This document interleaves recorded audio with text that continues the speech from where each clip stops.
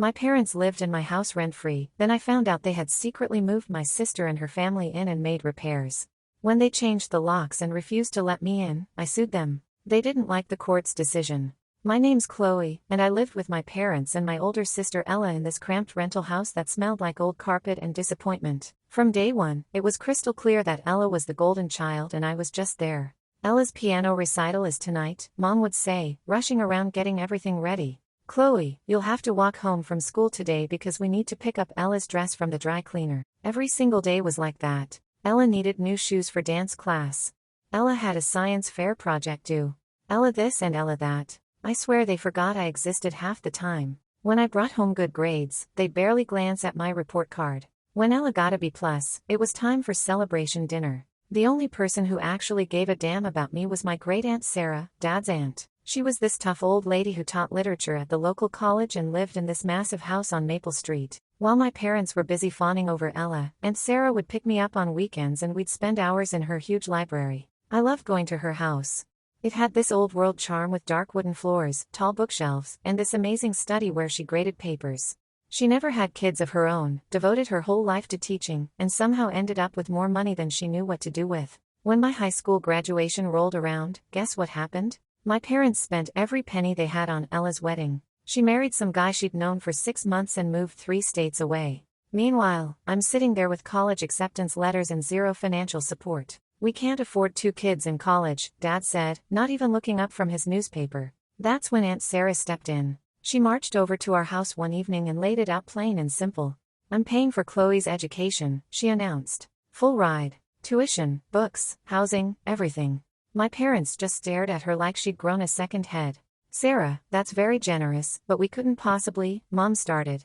I wasn't asking for permission, Sarah cut her off. The girl's going to college whether you like it or not. So off I went to State University, 3 hours away from that miserable rental house. For the first time in my life, I could breathe. I studied hard, made decent friends, and every holiday I'd drive to Aunt Sarah's house instead of going home. Why would I want to spend Christmas being ignored when I could have real conversations with someone who actually cared? The few times I did call home, all I heard about was how perfect Ella's new life was. How happy she was with her husband, how they were planning to start a family, how she'd found this amazing job. Never once did they ask how I was doing in school or what I was studying. Ella sent the most beautiful Christmas card, Mom would gush. Her husband is such a catch. That's nice, Mom. How are you doing? Oh, we're fine. Same old, same old. Did I tell you Ella might be getting promoted? It was like talking to a broken record. After a while, I stopped calling except for major holidays, and even then, it was just going through the motions. Meanwhile, Ella apparently decided she was too good for the family, too. She stopped visiting, stopped calling, and basically acted like none of us existed. At least we had that in common, I guess. When I graduated college with my business degree, my parents didn't even come to the ceremony. They said it was too far to drive and they couldn't afford a hotel. Aunt Sarah was there though, beaming with pride in the front row. I always knew you'd make something of yourself, she said afterward, giving me the biggest hug. I got a job offer in the same city where I'd gone to college. Decent pay, good benefits, the whole package, so I stayed. Why go back to a place where nobody wanted me? I worked my ass off, saved every penny I could, and after 3 years, I had enough for a down payment on a small apartment. The mortgage payments were tight, but I was finally living my own life on my own terms.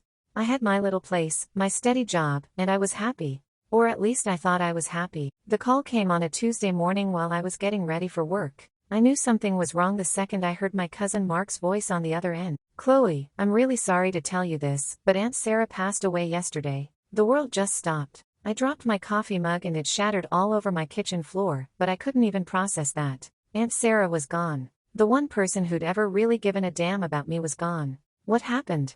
I managed to ask. Heart attack. It was quick. She didn't suffer. I took 3 days off work and drove back to my hometown for the funeral. It was weird being back after so many years. Everything looked smaller and shabbier than I remembered. My parents showed up, of course, along with a bunch of relatives I barely recognized. Ella was nowhere to be seen. Apparently, she was too busy to come say goodbye to the woman who'd helped raise us. After the service, Aunt Sarah's lawyer pulled me aside. Ms. Peterson, I need to discuss your great-aunt's will with you. Could we meet at my office tomorrow? I figured maybe she'd left me some books or her old jewelry. I never expected what came next. Your great-aunt has left you everything, Mr. Davidson said, sliding papers across his desk. The house, her savings account, her investment portfolio. The total value is approximately $400,000. I just stared at him. $400,000 plus that beautiful house on Maple Street where I'd spent so many happy weekends as a kid. Are you sure? What about my parents or my sister? She was very specific. Everything goes to you. She said you were the only one who truly understood her. I walked out of that lawyer's office in a complete daze. The first thing I did was pay off my mortgage. Gone, just like that. No more monthly payments. No more debt hanging over my head. But then I had this massive house sitting empty 3 hours away and I had no clue what to do with it. I took a week off work and drove down to deal with everything. The house felt so empty without Aunt Sarah's presence, but it was still beautiful. All her books were still there. Her desk was exactly how she'd left it, and I could almost hear her voice echoing through the rooms. That's when my cousin Mark dropped the bombshell. You should know your parents are pretty pissed about the will, he told me over coffee. They've been telling everyone who will listen that it's not fair, that they should have inherited everything since they're her direct family. They never even visited her, I said. When's the last time they called her? That's what I told them. But you know how they are. I was planning to head back home the next day when my parents showed up at the front door. I hadn't seen them in over 2 years, and suddenly here they were with huge smiles plastered on their faces. Chloe, sweetheart, Mom practically sang, throwing her arms around me. We're so sorry for your loss. Sarah was such a wonderful woman. Dad was nodding along like a bobblehead. Such a tragedy. But we're here for you, honey. Whatever you need. It was nauseating how fake they were being. These were the same people who couldn't be bothered to come to my college graduation, and now they were acting like loving parents. So, what are your plans for this place? Mom asked, looking around the living room like she was appraising it. I haven't decided yet, I said carefully. That's when they pounced. Well, you know, we've been thinking, Dad said. This house is going to sit empty while you figure things out. That's not good for a property this size. What your father means, Mom jumped in, is that we could stay here temporarily, you know, keep an eye on things, make sure everything stays in good condition. We'd take excellent care of it, Dad added. Keep it clean, maintain the yard, handle any repairs that come up. I looked at them both. These people who'd basically ignored my existence for most of my life were now suddenly offering to help. Part of me wanted to tell them to get lost, but another part of me thought maybe this could work. The house would be occupied and maintained, and maybe we could finally have some kind of relationship. Okay, I said slowly, but I have conditions. Of course, honey, whatever you think is fair. First, no lease agreement. This is my house, and I can change my mind any time. Second, it's just you two. Nobody else moves in. Nobody else lives here. Third, no repairs or changes without my permission. If something breaks, you call me first. And fourth, no renovations or redecorating without my approval. They agreed to everything immediately. Too immediately, looking back on it now. A few days later, they moved out of their rental and into Aunt Sarah's house. I helped them get settled, showed them where everything was, and gave them my contact information for emergencies. Thank you so much for this, Chloe, Dad said as I was leaving. This means the world to us. For a brief moment, I actually thought things might be different. Maybe we could be a real family after all. I drove back to my apartment feeling cautiously optimistic. I had my inheritance, my paid-off mortgage, and maybe even a chance at a relationship with my parents. What could go wrong? 3 years went by and honestly, nothing changed between my parents and me. We'd exchanged the usual holiday phone calls, Merry Christmas, Happy New Year, that kind of stuff. But it was all surface level. They'd tell me how much they appreciated living in the house. I'd ask if everything was working okay, and we'd both pretend like we actually cared about the answers. I was busy with my own life anyway. I got a promotion at work, started dating this guy Tom from accounting, and basically just lived my normal routine. The house things seemed to be working out fine. My parents would send the occasional text about a broken dishwasher or whatever. I'd tell them to go ahead and fix it, and that was that. But then this past Christmas happened, and everything went to hell. I was scrolling through Facebook like I always do during the holidays, looking at everyone's fake perfect family photos. That's when I decided to check out what my parents had posted from their Christmas celebration. I clicked on Mom's profile and started looking through her album. Something was off. There were way too many photos of Ella in there. Not just a few pictures from a visit. I'm talking dozens of photos where she looked completely at home. She was cooking in the kitchen, lounging on the couch, playing with 2 little kids I'd never seen before. And these weren't visiting the in-laws photos. She looked like she lived there. What the hell? I muttered, zooming in on the pictures. Then I noticed the house itself looked different. The walls in the background weren't the same color I remembered. Some of the furniture looked new. The whole place looked like it had been through a complete makeover. But it had only been 3 years. Why would they be doing major renovations without asking me? I was getting this sick feeling in my stomach, so I decided to do some detective work. I found Ella's Facebook profile and started scrolling through her photos. What I found made me want to throw my laptop across the room. She had hundreds of photos posted from home. Breakfast in the kitchen, kids playing in the yard, her husband watching TV in the living room. Photos posted almost daily for the past 8 months. And the house looked completely different from when I'd left my parents there. The walls were painted different colors in every single room. The old floral wallpaper Aunt Sarah had loved was completely gone, replaced with some modern geometric pattern. All of Aunt Sarah's beautiful antique furniture had disappeared. Her carved wooden dining table, her vintage armchairs, her entire bookshelf collection, everything was gone, replaced with cheap-looking modern crap from some furniture store. I screenshotted everything I could find, my hands shaking with rage. These people had completely gutted my great-aunt's house and turned it into some suburban family paradise for my sister and her damn family. I called my mom immediately, my heart pounding. "Chloe, what a nice surprise. How are you, honey? Cut the crap, Mom. I want to know what the hell is going on with my house and why Ella is living there." There was this long, telling pause. Then Mom started with her usual deflection tactics. "I don't know what you mean, sweetie. Everything's fine here. Maybe you're looking at old photos or something. Don't lie to me. I'm looking at photos Ella posted 2 days ago from my house. Photos of her kids playing in my backyard, photos of her cooking dinner in my kitchen. You're imagining things, Chloe. Ella just visits sometimes with the grandkids." "Visits?" "She has photos posted every single day for months." "And what happened to all the furniture? What happened to Aunt Sarah's things? Where's her dining room table? Where are her bookshelves?" Mom's voice got all defensive and shaky. "I really don't know what you're talking about. You're being paranoid and making assumptions." "I'm being paranoid? Mom, I can see the evidence right in front of me. The house has been completely renovated. Now tell me the truth about what's happening in my house." That's when she hung up on me. Just click, dial tone. My own mother hung up on me rather than explain why my sister was apparently living in my inherited house with her whole family. I was so pissed I could barely see straight. I immediately called my boss and told him I needed emergency time off. Then I threw some clothes in a bag and started driving. 3 hours of pure rage-fueled highway time to think about all the ways I was going to make them pay for this betrayal. When I pulled up to the house, I could see both my parents' cars in the driveway, plus a minivan I didn't recognize. The sight made my blood boil even more. I marched up to the front door and started pounding on it. "Open up. I know you're in there." Nothing. I could hear voices inside and footsteps, but nobody came to the door. I pounded harder. I said, "Open the door. This is my house." Still nothing. But I could definitely hear people moving around inside, whispering to each other urgently. They were hiding from me in my own damn house. That's when I tried my key. The key that should have opened the front door to the house I inherited from my great-aunt. Except it didn't work. The lock had been changed. They had actually changed the locks on my own house. I started banging on the door again, harder this time, using both fists. "If you don't open this door right now, I'm going to make your lives hell. You're illegally occupying my property." That got their attention. I heard Dad's voice through the door, trying to sound calm. "Chloe, calm down. There's no need to get so upset about this. Open the door, Dad, right now. We're not doing anything wrong. We're just taking care of the house like we agreed." "Then why won't you let me inside? Why did you change my locks without telling me?" No answer to that one, just silence. I was done playing games.